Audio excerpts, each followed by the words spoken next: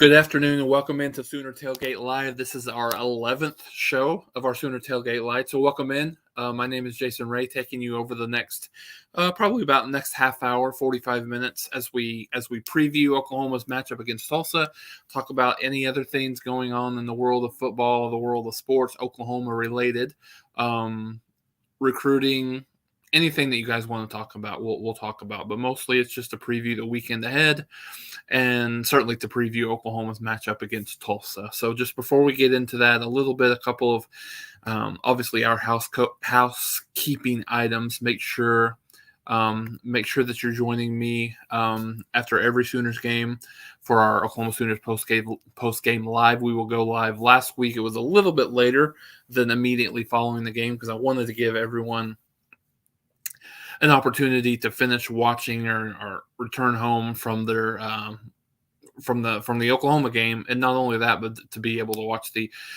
Texas and Alabama game if they so chose to do that. So, anyways, we will go live tomorrow around 6 p.m., 6 to 6:30, kind of depending on how long the game lasts.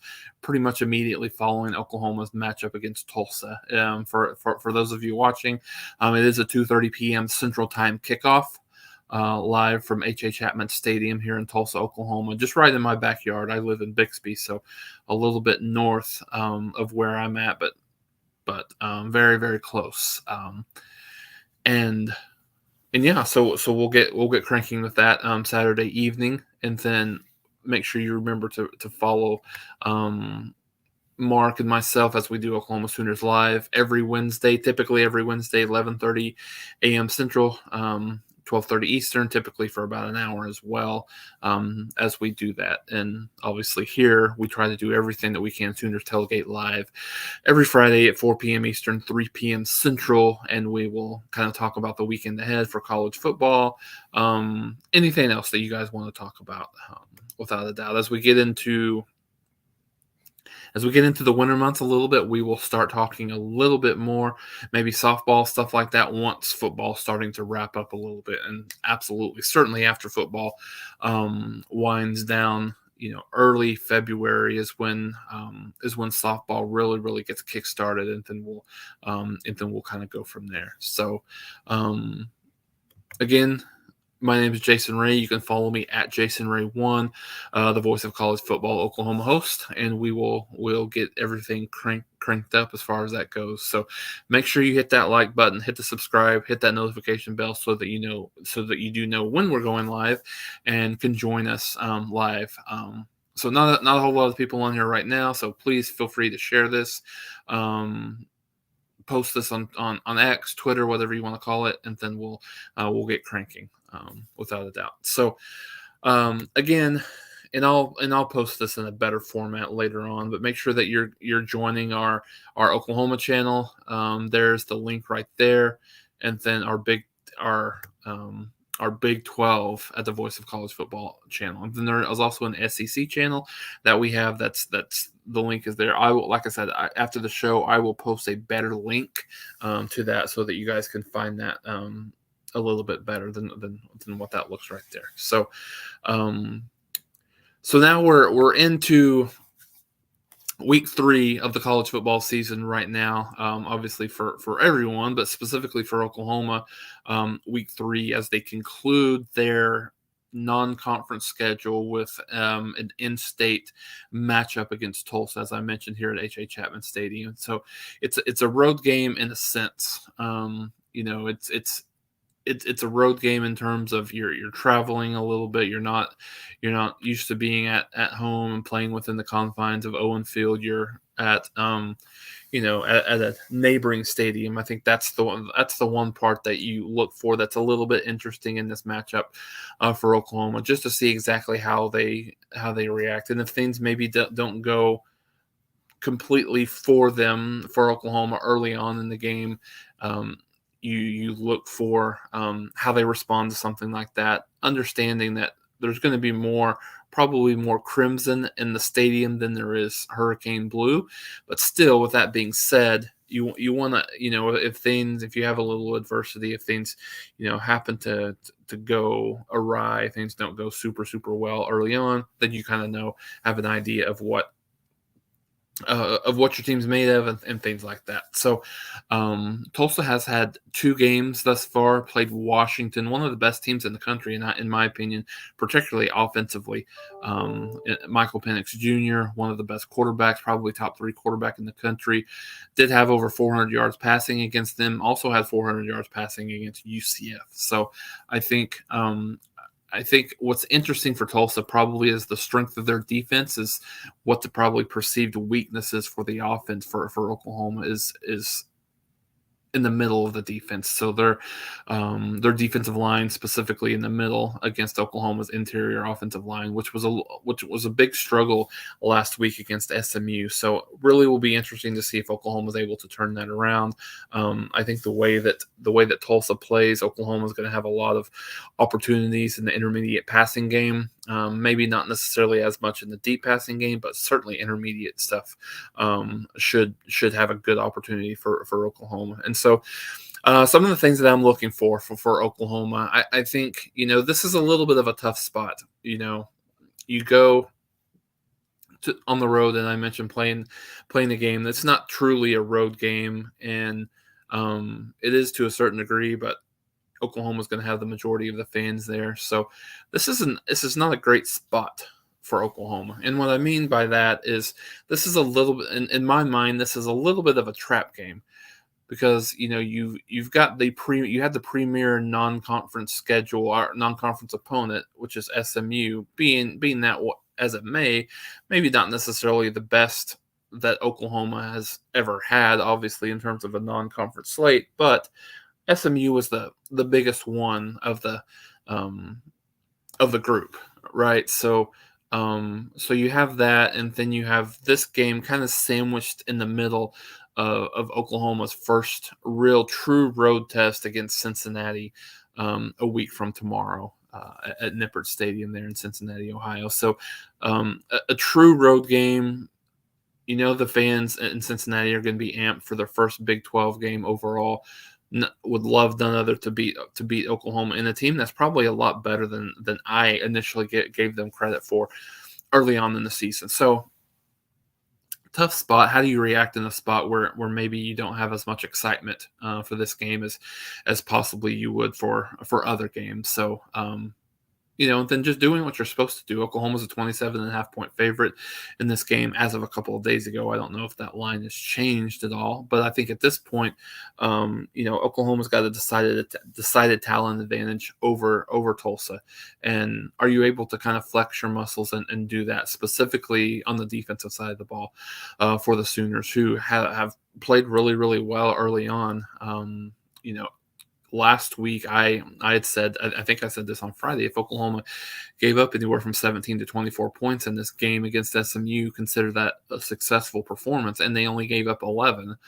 So I think that's a really solid performance. Now, I think as fans and as people that cover the sport and watch this team, you have to play that with a little bit of grain of salt, understanding the fact that this is an Oklahoma team that did play really well defensively in the preseason, and then I should say not preseason, in the non-conference last year against Kent State, Nebraska, and the other team is escaping me right now. Just overall in the non-conference slate for Oklahoma last year, and so they only gave up 14 against Nebraska.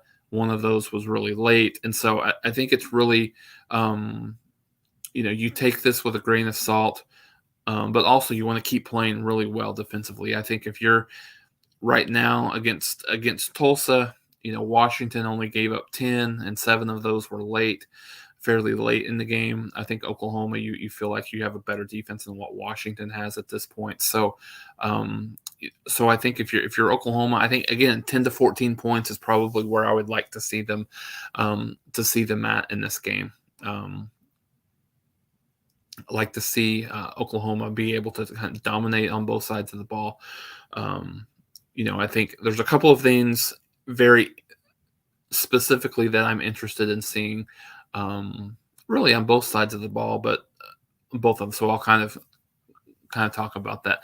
I'm really interested in the personnel. What personnel does Oklahoma see do we see from Oklahoma this week?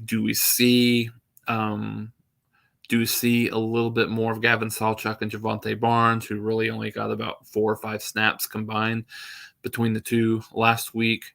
Wide receivers, do we see some of those kids that played a lot in game one that but barely sniffed the field in game two? I'm talking about like Jaden Gibson, Nick Anderson, gosh, I almost said Jalil Farouk, Jaquez Petaway, some of those guys, even Gavin Freeman to a certain degree. Gavin Freeman didn't get a ton of snaps last week. I think I saw like 13 or 14 snaps on the offensive side of the ball, which is just too little for him. So what does that kind of substitution pattern look like? Do we see a little bit less and less tight ends utilized in Oklahoma's offense? Because it's pretty clear to see that Oklahoma's not great at the tight end position this year, and I think the guy that they were counting on, Austin Stogner, he's just not the same guy that he was previously, and so he's only had I think 1 or 2 catches in these two games combined. So, do we see a little bit more, 4 or 5 wides? Do we see more two back sets? What does that look like there? And then offensively, I'm really interested to see how the interior of the offensive line really starts to,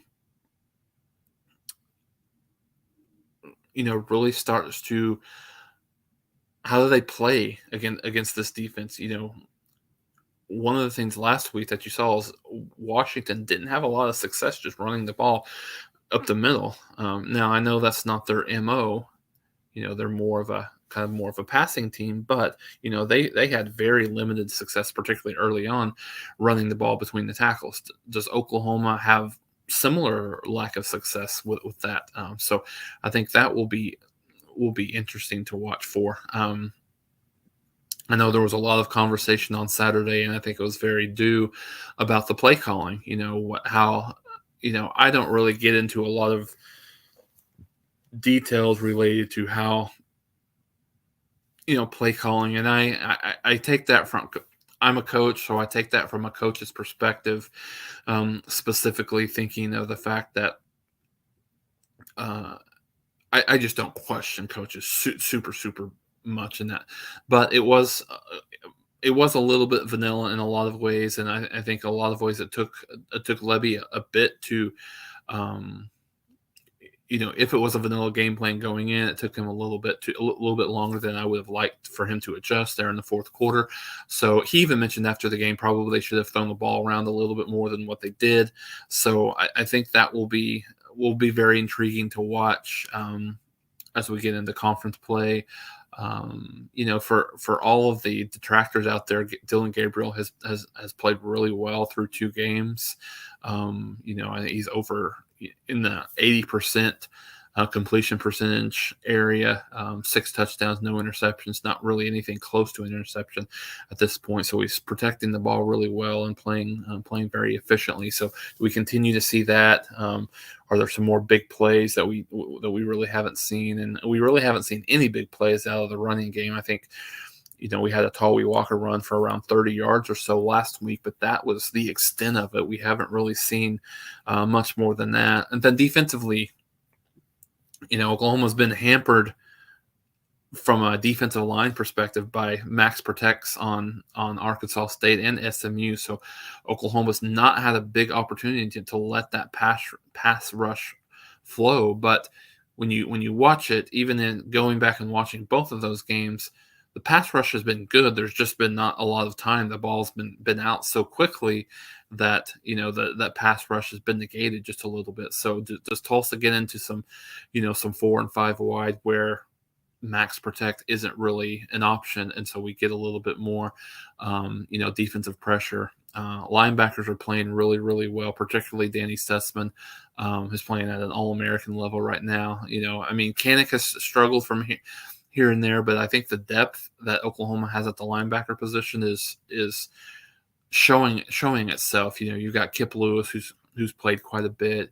You've got Kobe McKenzie that played a decent amount last week. So I think you run into a situation where if Kanak isn't what you need him to be, I think there's some opportunities there with Kip Lewis. Not necessarily saying that he needs to be, certainly that Kanak needs to be replaced by any stretch, but that opportunity is there, I think, with the depth that Oklahoma has, should that situation come, and that needs to happen. So I think that's one thing. There's some injuries in the back end. Justin Harrington, has been, he was hobbled last week. Wouldn't expect him to play. Deshaun McCullough, still coming back from that ankle injury. I think you see a lot more of Peyton Bowen in this game, and it could be one of those situations Peyton Bowen grabs a position and doesn't let it go. But having said that, depending on how the severity of the Justin Harrington injury, I think that will be very intriguing to watch the back end there. Not sure what Oklahoma's going to get from a quarterback from Tulsa. Braylon Braxton, their first, their number one guy, got hurt early on in game one of their FCS game that they played. Didn't play at all last week. Looks to be ready for this week, but we'll see what that looks like for Oklahoma and who they'll face. So being prepared for all different drop back zone read type guys will be very very intriguing as well to see. But this team has been, I'm going to knock on wood when I say this, but this team has been a very good tackling team over 2 games. I think they've got 7 missed tackles over 2 games this year, that's the one thing that you see that is a massive improvement, is just how well this team is tackling. So, yeah, you want to, right now the defense is probably the strength of the team, and you want to keep that going for the last, quote unquote tune up before conference season begins with Cincinnati, Iowa State, and then Red River. So those are some things that I'm looking for. I think, like I said, I think this is a tough spot for Oklahoma. I don't know how completely motivated they're going to be to play this game. So I'm going to go somewhere in the neighborhood of 38-13 for my prediction. Would be love it if if I saw a little bit more than that, but that's what I'm looking at. And I think, and I'm trying to go back. I think Washington won that game last week 36-10. Or 43-10, one of the two. I can't remember. I think it was 36-10. So that'll be kind of right in line with that. So a couple of questions here, and then we can kind of talk a little bit about the national schedule a little bit more. Jackson, thanks for jumping on. You're always on here, Jackson. So I appreciate you being here. Is Jeff Lebby on the hot seat due to the Art Briles connection? I don't know that I would necessarily say he's on the hot seat, Jackson. I think if Oklahoma felt motivated to make a change or to do something, that would have happened this week, and they wouldn't have let him get up in front of the media and talk and things like that. So I don't necessarily think that he's on the hot seat as far as that goes. Having said that, I wouldn't be surprised if there's sort of a mutual decision at the end of the year for maybe those two to go both ways and go separate ways. And I don't necessarily think that that's I don't think it's needed. I don't necessarily, I think the whole thing was a little bit just slightly blown out of proportion, because all there was on Sunday, all day Sunday and almost all day Monday, that was the talk. Like, that was, essentially what the discussion was all about, was Jeff Lebby and the Art Briles thing. So, and as I mentioned with me and Mark on Wednesday, the situation was, I know he was told not to have his father-in-law anywhere around the stadium, in the game, on the field, anything like that.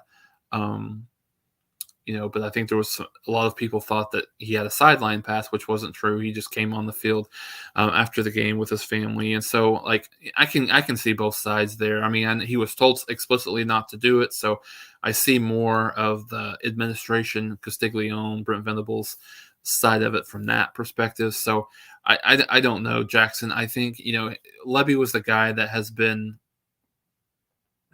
more than anyone on the staff. Most people think that he's next in line for a head coaching position. So wouldn't be surprised if he jumped at one, or if there's another situation, or maybe even comes back. And I know a lot of Oklahoma fans are probably going to cringe when I say this. It's hard following a legend. Now, I'm not saying that from the perspective of that Lincoln Riley is a legend in terms of the coaching community, but I think he's I think he's in the coaching circle probably a top 5 overall head coach, and probably the best offensive mind in the country. So when you have to replace that, then I think there's a lot of expectations early on, and some of them are warranted, some of them are a little bit unrealistic, but you certainly have that going for you. So I think he's taking some criticism that may not necessarily completely be due, but it is what it is as far as that goes. So I don't think, to answer your question, Jackson, I don't think he's in the hot seat, but I wouldn't be surprised if there is a mutual decision to go elsewhere. And to be clear, Jackson, I don't wish that by any stretch of the imagination. I think if you look at what Levy has done and his offense and things like that, I think you would love to keep him. The last thing that you want to do is to be installing a brand new offense and a brand new coordinator, going into the SEC. That's not an area that I would be super super excited about, pumped about going into next year. If you're looking at a new coordinator and potentially a new install, would not be ideal. Jimmy, yeah, definitely need to see Barnes and Salchuk more. And I don't know what the deal is with either one of them. Jimmy, I don't know if it's a doghouse thing. I don't know if it's still just kind of a bringing them along slowly type of thing. I hope it's the latter, as opposed to the former. I'm hoping to see him get well, and I think it's not necessarily getting playing time as much, um, but it's more of a situation where his ankle's still probably not quite ready, and they don't want to rush him back against teams that they feel like that they're that they can beat comfortably. I haven't actually noticed this, Jackson, but this is a good point. Red zone defense for Oklahoma is 93rd in the nation. What can they do to fix this? I think we need a larger sample size for right now, Jackson. I think you've only had, Oklahoma's given up 5.5 points, so there's probably only been what, Jackson? I think probably 2 or 3 red zone drives. I mean, that Oklahoma's allowed in the red zone. So I don't think it's anything to worry about right now. When we get a larger sample size that we'll look at it. I mean, the fact is Oklahoma's allowed 1 touchdown in 2 games. So, I mean, I think no matter what that stats look like from that perspective, I think you'll certainly take that. Yeah, the brick situation is interesting, Jimmy. So for all those that are maybe new or not really following it that much, Grant Bricks, offensive lineman, really has been between Oklahoma, Nebraska, and Kansas State. I think right now Nebraska's probably on the outside looking in. Kind of heard some things that he's not returned their calls in a while, so it might be more of an Oklahoma-Kansas State battle. It's one of those things where you just kind of believe it when you see it. Not that he's not played games or anything to that degree, but when you're battling a girlfriend situation at Kansas State, that's one situation. And Kansas State has, I mean, off the heels of what they did last year, winning the Big 12 championship, and how they look so far this year. Kansas State is a formidable opponent on and off the field in terms of recruiting. So I almost, I mean, it's probably slight lean Oklahoma's way right now, Jimmy, based on what I've heard, but wouldn't be surprised either way, without a doubt. Ben Belcher, thanks for jumping in. Hopefully, we don't see any of the Jackson Arnold Bulldozer package. Yeah, I'm not a big fan of that. Teddy and Gabe talked about that a couple of times in their podcast, and I've heard some commentary. It's just really not his strong suit. I don't really know why they decided to do that with him, specifically for a package. He's not like he doesn't have the size um, that Belldozer had, Blake Bell had at Oklahoma. So it was just kind of a weird situation. I could see doing it, while he's in quarterback while he's playing, in the game in and of itself. But yeah, not a big fan of that either. Jackson, the Red River rivalry is going to be stacked this year. Yeah, I think it's going to be a big time game. Texas is really good. Texas is better than they've been in the past, even better than they were last year. And maybe that's a little bit of a scary thought with a 49-0 game. But Texas is legit. The best defensive line Oklahoma is going to face all year, particularly the middle of the defensive line. So that's why it's really, really paramount for Oklahoma to get better on the interior. And so if they struggle against Tulsa, again, I think that's going to be a bad sign. Everybody can have a bad game, but you have continued lack of solid performance, in the middle of the offensive line, and I think that that spells a little bit of disaster. So we'll see. We'll see on what that looks like. Still got a few games left to go. I don't think Texas is in jeopardy of losing this week at home against Wyoming, but I think this is a game that's going to be closer than most people think. They have this game, and I believe they start conference season with Kansas. I think they host Kansas next week, if I'm not mistaken on that. I'll kind of look that up as we're talking here. But yeah, I just don't think it's the best situation right now for Texas. So I actually think Texas wins that game comfortably, but I think it's by a little bit less than the point spread. It's jumped all the way up to 30 now, so people are just unloading in Texas. But I just look at, a lot of times I look at the spots more than anything. So, and I was wrong. I'm sorry. Texas actually goes to Baylor next week. So again, still the same situation in terms of just not a great spot for Texas. But Texas got two tough matchups between. They go to Baylor and then they host Kansas before Red River. So that will be very interesting. And And so the last thing that I wanted to kind of talk through is, this weekend schedule. And, there's not a lot of marquee matchups, but a lot of times what that does is that spells upsets out of nowhere. So I think it'll be interesting to watch where those upsets could possibly be. I don't really think there's anything Big 12 related outside of maybe Oklahoma State. Oklahoma State's not been super impressive early on, particularly offensively, scoring 27 points in each of their first two games. They come back home and they host South Alabama, which will be a tougher matchup for them. I think South Alabama is probably better than the two teams that they played thus far. Was not impressed with Arizona State at all on the offensive side of the ball, particularly. Oklahoma State really kind of had their way in the second half. So I think there's some interesting games that could be a little bit better than what you think.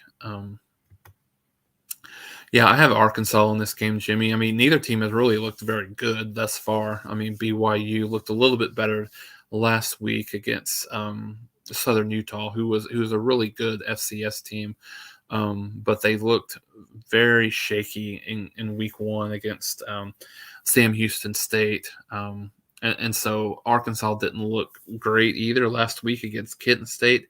I'm trying to go back I'm going to go back and look at the score, but I know that was a struggle for a while last week against against Kent State, but let's see how that. And it was only a 28-6 score.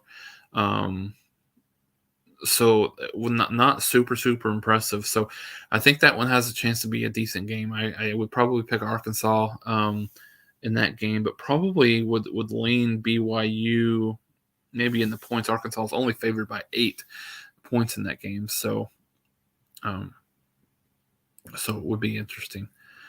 Any chance Michigan State can slow down Washington's passing attack? I don't think there's many teams that's going to be able to slow down Washington's passing attack. That game is interesting, on the heels of everything going on with Mel Tucker there.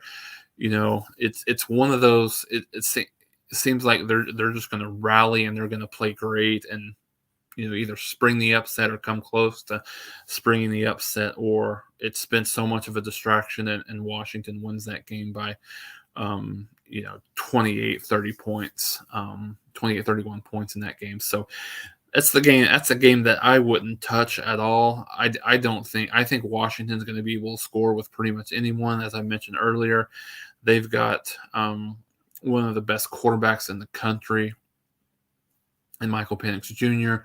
thrown for over 400 in the first 2 games. They're just going to throw the ball. Sometimes they don't even attempt to run the football. So I like Washington in this game. I don't know about just in terms of when you look at the point spread in this one. I think it's about 4. Oh, it's up to 16 now. So I don't know necessarily what to think about that in terms of the point spread, but I do like Washington to win the game overall. And earlier on, I was talking about the Washington Tulsa score. It was 43-10. Yeah, it was 36-10 late, and then Washington got a late touchdown there. But Penix threw for 409 yards in the game and a little over 3 quarters of play. So, but as I mentioned, they didn't run the ball a lot. 22 carries for 109 yards. They threw the ball 40 attempts. So really good receivers there. And Jalen McMillan and Romeo Dunze, both really solid next level players. So excuse me. Well, anyways, thanks for everyone for being here again. Love talking with you guys. Love taking questions. Make sure you're tuned in tomorrow around 6 p.m., 6:30 when we go live. I'll tweet something out just to make sure that you guys are there, are aware of when we're going live, and put something on the channel as well. But around 6 p.m. is when we're planning on it. So make sure you jump in and join us. And we'll talk. So last question here, Florida and Tennessee. I don't know what to think about this one, Jimmy. I've not really been super. I thought Tennessee's offense would be much better under Joe Milton, and they've just struggled a little bit these first 2 weeks. They limped around a little bit against Virginia. They turned it on late, and then again, the same thing, started really slow against Austin Peay this past week. Tennessee did, and then they ended up pulling away to a certain degree. They only won the game 30-13, but this was a 13-6 game at halftime, 23-13 game in the fourth quarter. And then when you look at Austin Peay, they lost by 26 points to Southern Illinois in game 1. So it's hard it's at the Swamp, so that's a tough one. I like Florida to keep it very close within a field goal, or possibly win this game. I'm going to actually go out on a limb and think Florida gets the upset, just because I've not seen a ton out of Tennessee that just really impresses me at this point. I know there's a little bit of kind of getting everything together with Milton and company, but that remains to be seen. I'll go ahead. That's the one upset that I'll go ahead and end this with, and predict that we'll see Florida upset Tennessee. So again, come join us at 6 o'clock. We'll do our post game. We'll talk about all the other games, and then talk about Oklahoma over Tulsa. And again, if you missed it, my prediction 38-13. Oklahoma wins in convincing fashion. Doesn't quite cover the spread, but I think wins convincingly. So um, enjoy your Friday night football. If you're going to high school games, watching any games live tonight, there's a couple. I believe there's a couple of games tonight that are being played. I can't recall um, exactly who's playing. I'll look it up here. Virginia. There's actually three. Virginia plays at Maryland. Army plays at UTSA, and Utah State plays at Air Force. So three decent games there. Specifically Army, UTSA, and Utah State Air Force. Both of those games are within 10-point spread. So those should be interesting. Or if you're going out and enjoy your football Saturday, Boomer Sooner, God bless.